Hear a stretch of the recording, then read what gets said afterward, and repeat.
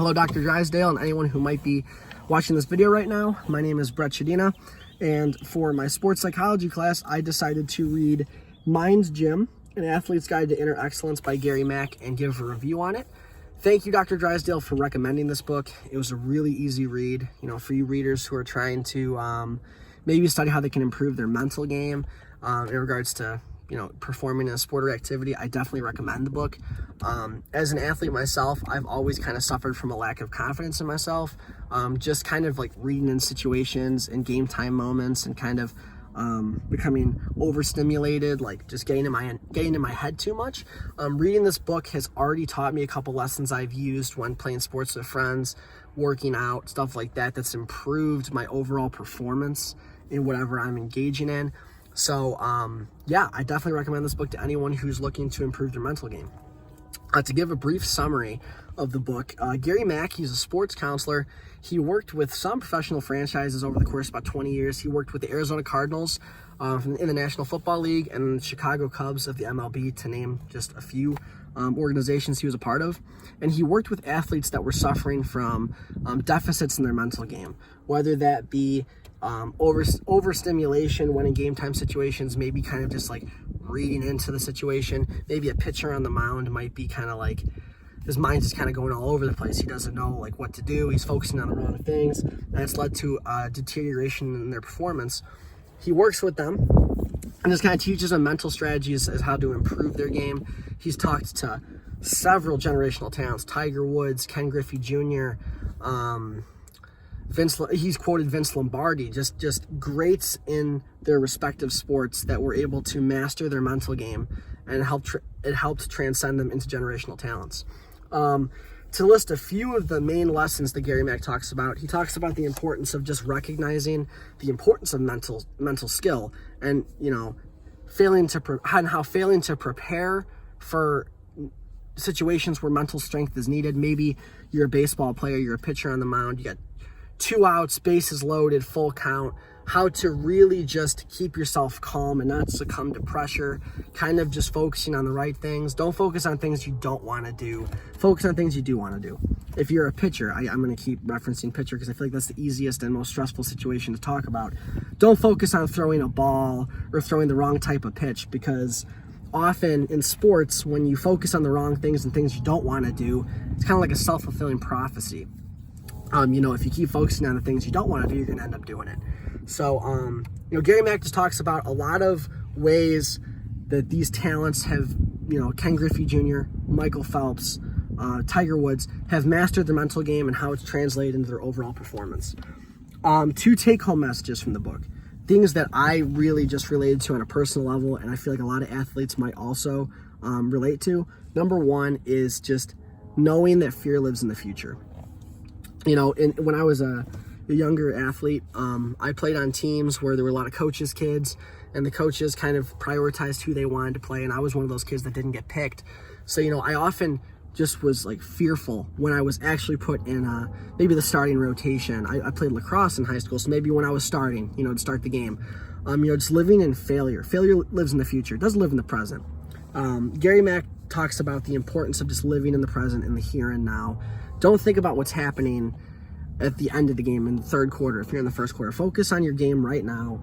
Don't think about all the bad things that could happen. Think about what you want to happen. For example, right now I'm getting into strength training. I'm actually going into I'm trying to go into the police academy as I graduate from college. And one of the requirements is strength training. And, as I played lacrosse, I swam in high school, a lot of cardiovascular activities, not a lot of strength training needed. Never done strength training before. So for the longest time, I've lived in fear of, oh my gosh, I'm going to have to, bench X amount of weight. I've never done that before. And before reading this book, I always thought about what I was afraid of happening. I'm not going to be able to lift that much. I'm going to fail. The bar's going to land on me and I'm going to be stuck under 200 pounds. But you need to realize that fear does live in the future.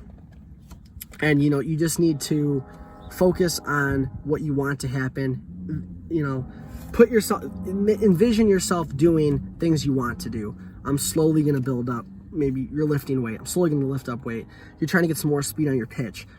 I'm going to, over time, gradually. Don't focus on the things you don't want to happen, because they're going to end up happening.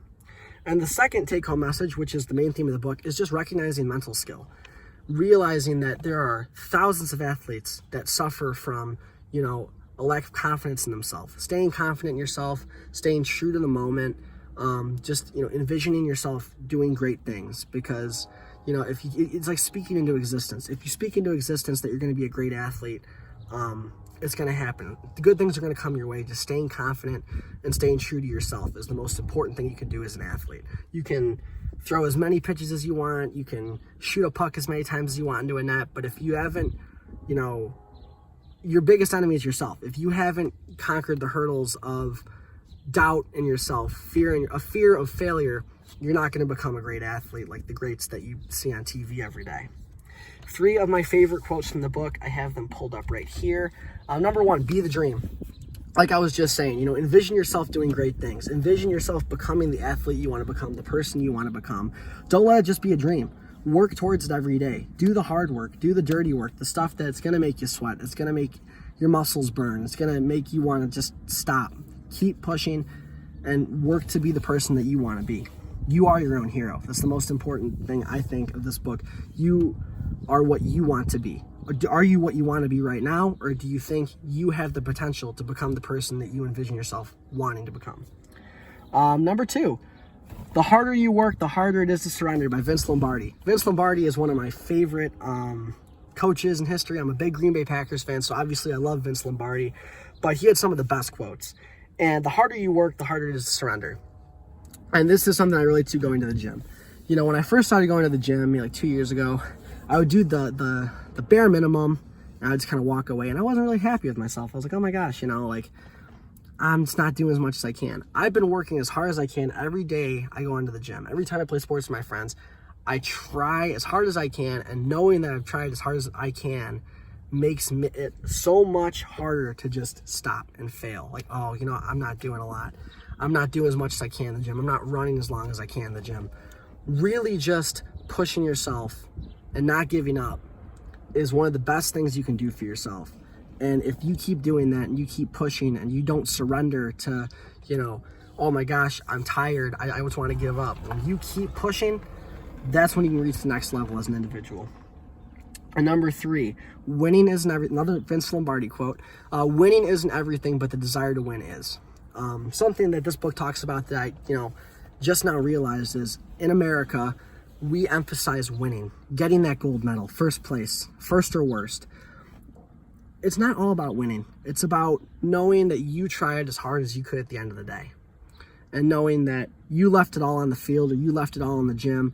You didn't just give up, roll over, oh, I didn't get first place. Oh, it doesn't matter. No, as long as you gave all that you could. If every coach was like that and didn't just get down on players when they lost, it could increase the potential of the players and make them realize, yeah, winning isn't everything, but did I try my hardest? That's the most important thing you can get out of participating in a sport or activity. Not that you were the best one in the gym or the best one on the field, but knowing that you gave it your all. And then 3 examples of concepts from what we studied in sports psychology. I'm going to move it really quick because I'm kind of reaching my time limit I have here. The importance of self-confidence, just believing in yourself, believing that you can do everything you can. Not leaving anything to the unknown, not like, oh, well, I guess I'll never know. Giving it your all and just being confident in yourself. The importance of mood regulation, not getting down on yourself, getting frustrated, just kind of keeping calm, taking a deep breath. A clean slate. Maybe you threw a bad throw, or you shot a puck and it went completely opposite way of the goal. As long as you're just kind of keeping yourself in touch, and keeping yourself in the moment. It's very important. And then just focus on the right things, concentrate on the things you want to happen. Don't think about the things that you absolutely want to avoid, because like I said earlier, self-fulfilling prophecy, you keep thinking about the things you don't want to do, they're going to end up happening. My overall rating of the book, sorry, I have a little rubric here that I'm trying to keep touch on. I absolutely love this book. This is a book that I will continually read just to just reiterate the importance of just mental game and mental skill. I would recommend this to anyone who might be looking to improve their mental game. And Dr. Drysdale, thank you again for recommending the book. It was a very easy read, and I think I learned a lot of life lessons that are going to improve myself as both an athlete and a human being. Thank you for your time watching this, and I hope you all have a great day. Thank you so much.